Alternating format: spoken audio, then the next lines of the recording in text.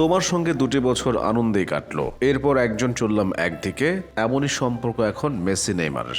নতুন ঠিকানায় ভালো থেকো মেসিকে বলেছিলেন নেইমার। কিছুদিনের ভেতর তিনিও এখন চলে এলেন সৌদি। তবে বন্ধুত্ব এমন হওয়াই দরকার। লিওনেল মেসির দুঃসময়ে তাকে পিএসজিতে টেনে আনেন নেইমার। সেই মেসি যখন মুখ ভার করে চলে যান তখন তার জন্য মনটা ভীষণ পড়ে। এটা তো সত্যিকারের বন্ধুত্বের উদাহরণ।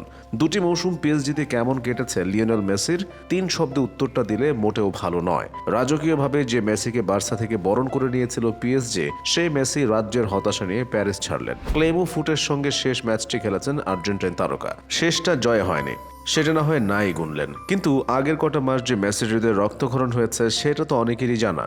কষ্ট চেপে আর চুক্তির টেবিলে বসেননি মেসি।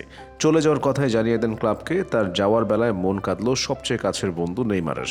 চোট জর্জর এই ব্রাজিলিয়ান নিজের ফেসবুক পেজে এক আবেগী বার্তায় মেসিকে শুভকামনা জানিয়েছেন এভাবে: আসলে আমরা যা ভেবেছিলাম তেমনটি হয়নি, তবে সব রকম চেষ্টা করেছি। যাক, তোমার সঙ্গে 2টি বছর বেশ আনন্দে কাটলো।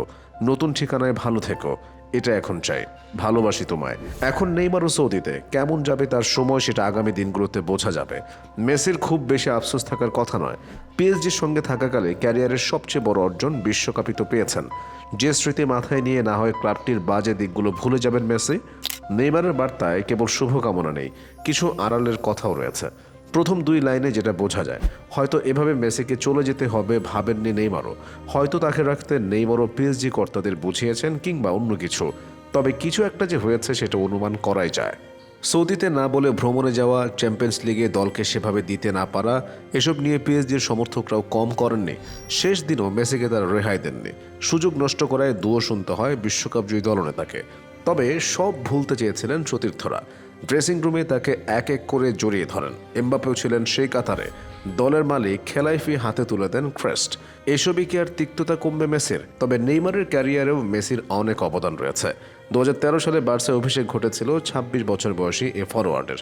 তখন শুরুর দিকে বেশ চাপে ছিলেন নেইমার, ভালো খেলতে পারছিলেন না। এমন একটি ম্যাচের প্রথমার্ধে বাজে খেলার পর বিরতির সময় নেইমার প্রায় কেঁদেই ফেলেছিলেন। মেসি ঠিক তখনই সাহায্যের হাত বাড়িয়ে দেন।